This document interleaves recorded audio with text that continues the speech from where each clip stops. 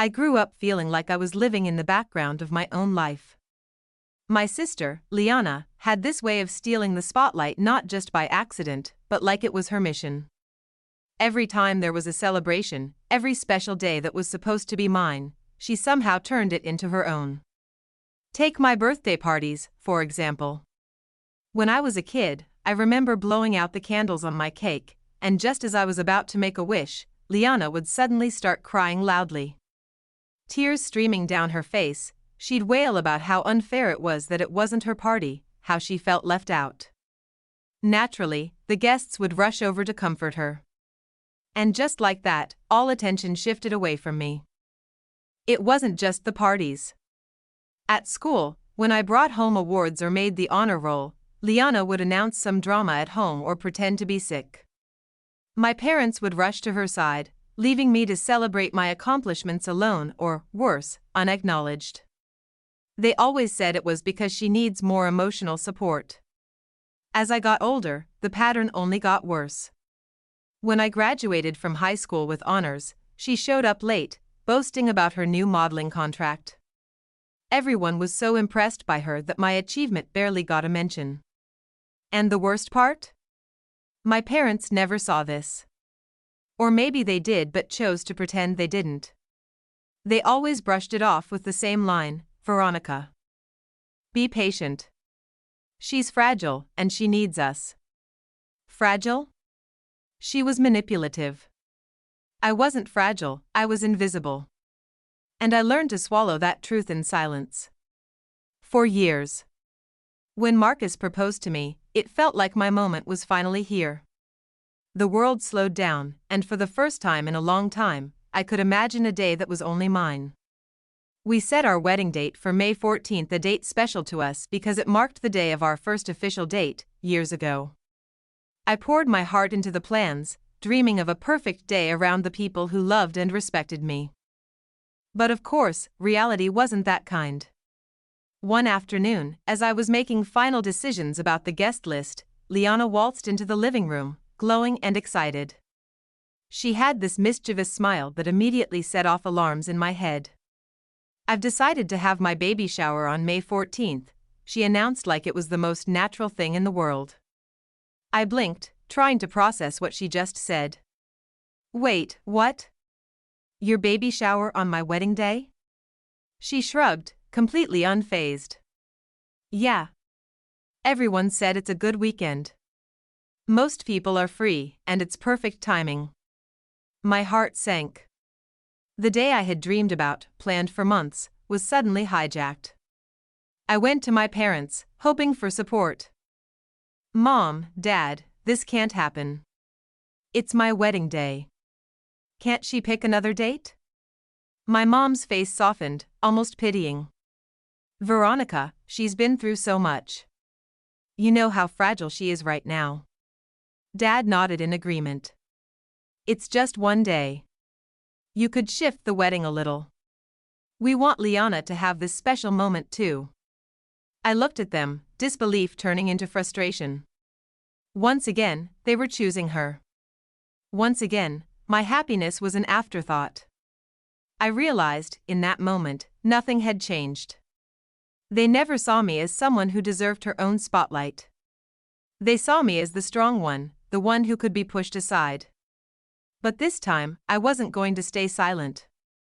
When I went to Mom and Dad that evening, I thought they'd finally see me. That they'd stand by me for once. That maybe this time, they'd choose me. I was wrong. Sitting at the kitchen table, the air heavy with silence, I laid it out. "Mom, Dad, I can't reschedule my wedding. It's not fair to me. It's my day. Please understand." Mom sighed deeply, running a hand through her hair like she was tired of arguing. Her eyes softened as if she was comforting a child. "Veronica, you have to understand. Liana's been through so much emotionally. She's fragile. She needs us to support her right now. We can't just tell her no." I felt a cold stab in my chest. Fragile? Mom, she's always been fragile when it suited her. But this time, it's just convenient. I'm not the one throwing tantrums here. This is my wedding, and it's not a favor I'm asking. It's my life. Dad chimed in, voice low but firm. You could just move it a few days. It's just one day. Why make this harder than it needs to be? I clenched my fists under the table, the fight inside me roaring to break free. Because it's not just one day. It's the day I finally get to be happy without having to fight for it. You don't understand. You never do. They exchanged looks but didn't say a word. Their silence hit me harder than any argument could. I walked out of the room feeling smaller than ever. The people who were supposed to be on my side had made it clear they would always choose Liana. Because she was fragile, because she needed them more, because I was just the strong one who could be pushed aside. That night, I lay awake, thinking about all the birthdays and graduations, achievements I'd sacrificed just to keep the peace. And now, the biggest day of my life was on the line. Was this what family was? Constantly being asked to give up for someone else's comfort? The next morning, I made a decision. I wasn't going to beg anymore. I wasn't going to stay silent while everyone around me dictated how I should live my life. I sat at my laptop, fingers trembling but determined. I opened the family WhatsApp group, the one where all our cousins, aunts, and uncles were connected. Usually, it was full of birthday wishes and jokes, but today, it was going to be different. I typed slowly, carefully, "Dear family, I want to be honest with all of you. My wedding is set for May 14th. Liana has decided to hold her baby shower the same day. I have been asked to postpone my wedding to accommodate her, but I will not. This is my life and my choice. I'm giving everyone the freedom to decide which event they want to attend. No pressure, no guilt. Just let me know, Veronica." I read it again. No apologies, no excuses, just the truth. I hit send. Almost immediately, the group exploded. Mom was the first to message, "Veronica, how could you do this? You're humiliating your sister." Dad replied, "This is tearing the family apart. Please reconsider." Liana's message stung the most, "This isn't about me, it's about you trying to win. This is cruel." But among the chaos, there were messages of support too. My cousin Tara wrote, "I'm with you, Veronica. It's your day." Aunt Sheila said, "It's time she stood up for herself." It was overwhelming. For the first time, I wasn't alone. But I also knew this was just the beginning. The family I thought I knew was fracturing right in front of me. Still, for once, I was standing tall.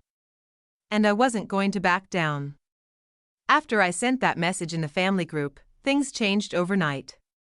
The responses weren't just about who was coming to my wedding or Liana's baby shower anymore. It was about loyalty, favoritism, and buried resentments exploding in plain sight.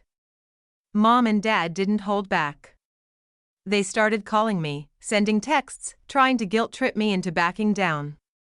"Veronica, you're breaking the family apart," Mom said, her voice trembling but stern.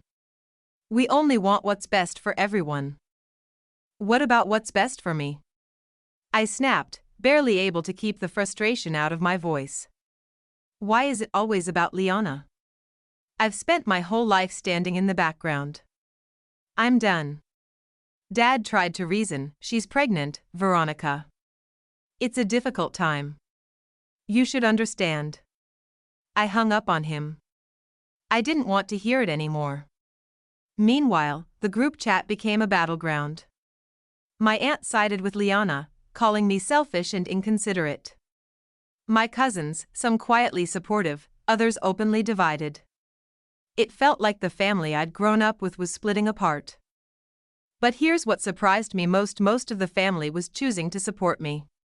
When I posted a simple poll asking who would attend which event, the majority picked my wedding. It felt like the scales were finally tipping. Yet Liana and my parents doubled down. They acted like I was the villain, painting me as the cruel sister who ruined the baby shower. One evening, my mom sent me a message I'll never forget: "You may have the votes, but you'll lose your family." I stared at the words long after I read them. Was family really something you could lose? Or was it something you had to fight for?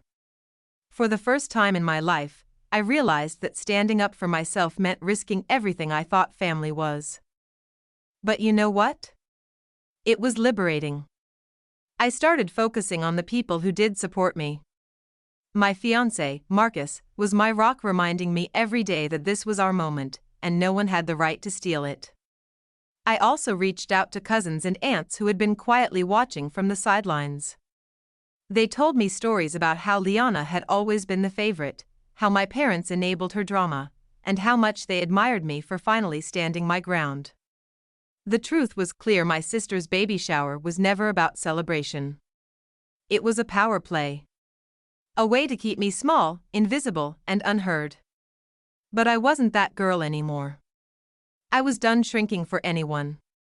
I focused on my wedding plans with renewed passion, blocking out the noise and drama.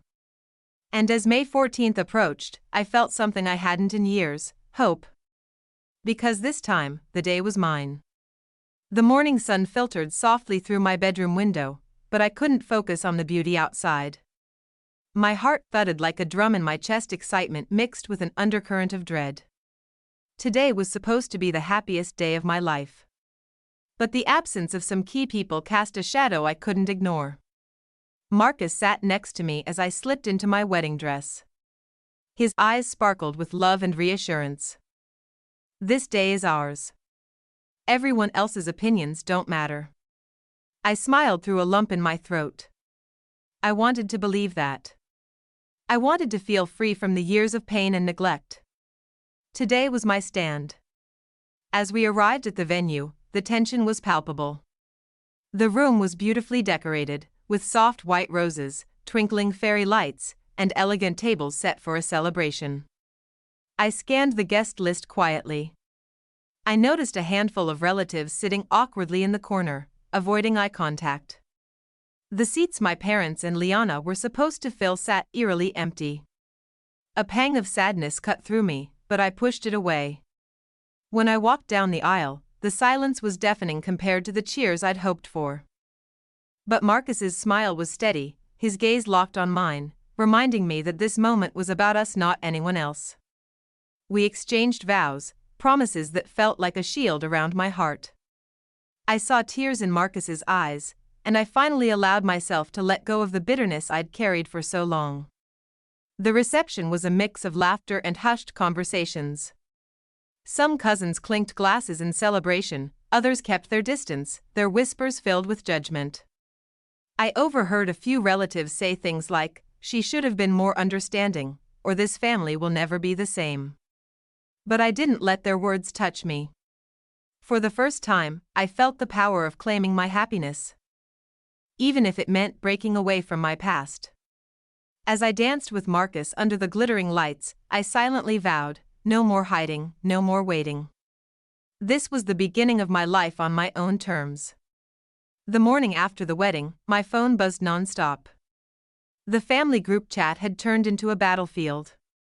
Mom's message came first: "Veronica, this isn't just about you. Liana's baby shower was supposed to be a celebration. You ruined it." Dad followed with a pleading tone: "We wanted to support both of you. This bitterness is tearing us apart." Liana's words stung the most: "I never wanted to hurt you, but you chose to make this a war. You lost your family." I stared at the screen, fingers hovering over the keyboard.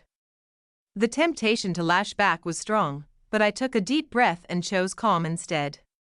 I didn't want this to happen, but I also won't keep living in a family where I'm invisible and sidelined. I stood up for myself. If that means losing some people, then I accept that. The chat fell silent after that. Liana blocked me shortly after. Mom and Dad's messages slowed until they stopped. Despite the pain, I felt an unexpected peace. For years, I had carried the weight of being the strong one, the quiet sacrifice. Today, I was strong because I finally claimed my voice. I called Marcus and shared everything. He reminded me that sometimes standing up for yourself means making hard choices, but it's worth it. As I looked around my new home later that evening, I realized something else. I was free. Free from being overshadowed. Free from family drama. Free to live my life as I wanted. And for the first time in a long time, I was truly happy.